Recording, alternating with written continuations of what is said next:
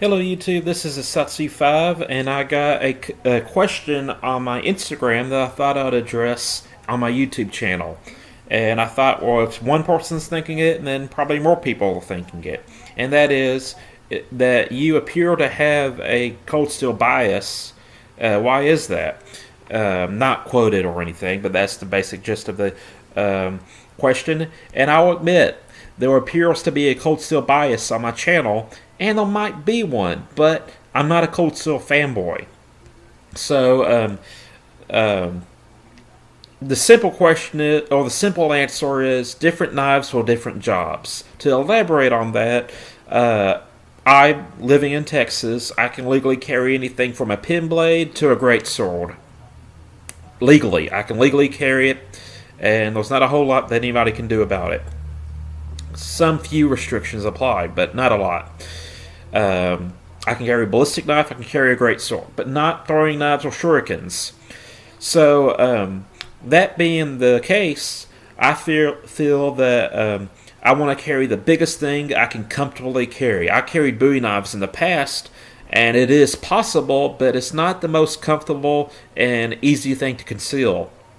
It's just not the most practical thing. So, the next logical step is the XL Espada. And keep in mind when you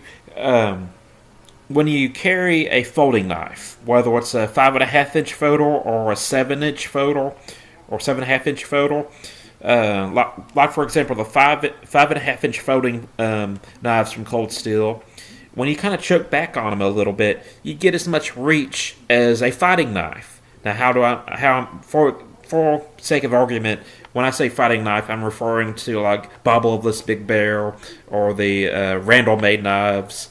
K-bars, in my opinion, are combat utility knives. But you get about you get the reach of a 7-inch blade with a 5.5-inch photo, roughly. So when I carry the XL Espada, it might not have the blade length of a Bowie, but I get the reach of a Bowie, and to a certain extent, I get a little bit more reach than a Bowie knife. It's more comfortable to carry. I can carry it concealed more easily, and it's just easier to keep on me. So that's why I like Cold Steel. They cater to people who can legally carry larger blades. So why is there a bias on my channel? Well, it might appear that I have a bias on my channel, and I'm not completely ready to say that I have a bias. There is a bias to a certain extent, but I'm not a Cold Steel fanboy. And what I mean by that is, in my combat or in my Battle Blades video, Battle Blades, it started off with like the Battle of the Bowies, where I compared the Laredo Bowie versus a Winchester Bowie. I had the Emerson Super Commander versus the Cold Steel Spartan. So, in general, when I'm doing those Battle Blade type videos, they're going to feature Cold Steel because that's what I trust with my life. I want something that can outreach my opponent because, in general, in combat, people who can touch someone without being touched generally live longer. So, if I can hit you and you can't hit me back, I'm going to live longer. That's why in boxing and MMA they measure the reach of a person, because that person generally has the advantage. And that's why weapons like guns and bow and arrows and spears are generally considered to be better weapons on the battlefield and to be more deadly. They say the sword is the prince of weapons, but the spear is the king of weapons. So, there was a lot of truth to that. So I can legally carry anything from a pen blade to a great sword. So I'm going to carry large knives on me for self-defense. And when I do testing videos, I'm generally testing stuff I'm going to trust my life with.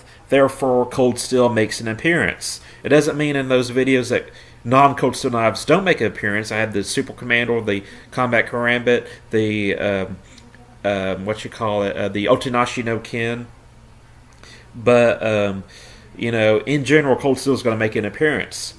But what y'all don't know, well, you should know if you pay attention to my channel, is that I carry a lot of knives that are not for self-defense.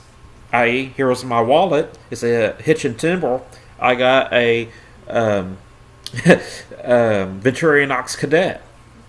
And I love carrying the Victorinox Cadet. I love the Spalco Enduro 4 flat ground, the Yojimbo, Benchmade, some custom knives. I love carrying those blades for use when a big blade is inappropriate.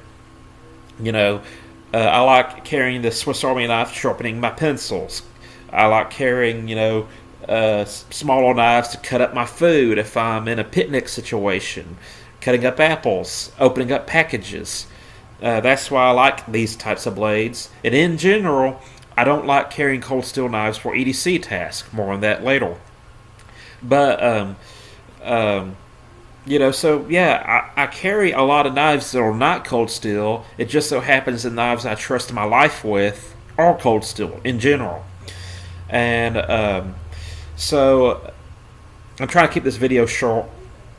I'm dragging it on. I apologize. So it's different knives for different tasks. The videos that people like watching are like the, we're going to cut up meat in bamboo and manila rope and do some hardcore testing videos. They're generally going to be cold steel because that's what I'm carrying for self-defense.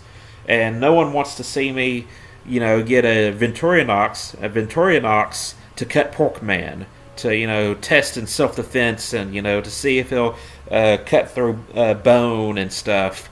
That's not what people generally want to see, because it's probably going to be underwhelming, or I can pretty much guarantee it's going to be underwhelming compared to the, Vaqueros and Tar Wars and holdouts and stuff. Which is ironic because I did do a Battle Blades video where I compared the files on the new Cadet and the old Cadet. But, I'm not going to be doing Porkman with a Victorinox. So, in general, my EDC knives are not cold steel, and my self-defense knives are cold steel.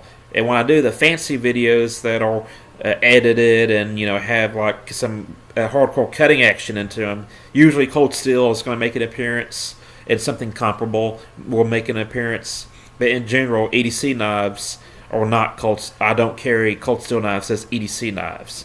There's two exceptions to that. That's the cold steel Vaquero, and I carry that as kind of a one-tool option at work. And but to me, 5.5 inches is too big for utility tasks. It's good for big cutting tasks, but not necessarily final cutting tasks. And here recently, my brother got me a cold steel Tough Light in red, and this is his favorite EDC knife. And he wanted me to appreciate and enjoy his favorite EDC knife, so he bought me one for my birthday. So I'm going to be EDCing this for a while to test and carry and review. But in general, I don't carry cold steel for EDC. I carry them for self-defense. Therefore, my Battle Blades video often have a cold steel bias. But I carry many, many, many other knives for non-EDC tasks. And I do review many other knives that are not cold steel for utility tasks. So that's it. That's pretty much the gist of it. Different knives for different purposes, and certain purposes are going to have a bias, but it doesn't mean I'm a cold steel fanboy. It just means I have a preference to what I want in a self-defense knife. So that's it. I'm a Satsu 5, and I'm out.